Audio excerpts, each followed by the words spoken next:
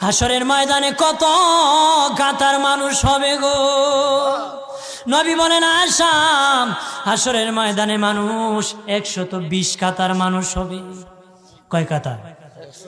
আয়েশা রে, হাসরের ময়দানে 120 কাতার মানুষ হবে।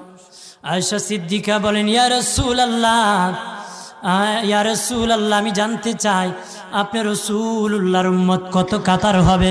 নবী বলেন আয়েশা, আমি রাসূলুল্লাহর উম্মত একাই 80 কাতার হবে। আয়েশা বললেন ইয়া রাসূলুল্লাহ, অগাদিনের নবীজি 80 কাতার দিয়ে আপনার উম্মত হবে, আপনার উম্মতকে কেমনে আপনি চিনবেন? নবী বলেন আয়েশা রে, আমার উম্মতকে 3টা পরিচয় আমি চিনব। 1 নম্বর পরিচয়, আমার উম্মতের কপাল থেকে নূর চমকাবে, নূর চমকাবে।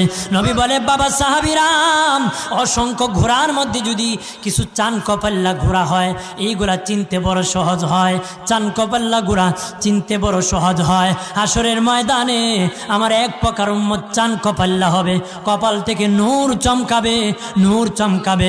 তখন আমি বুঝতে পারবো নূর চমকেওয়ালা তারা সবাই আমি রাসূলুল্লাহর উম্মত।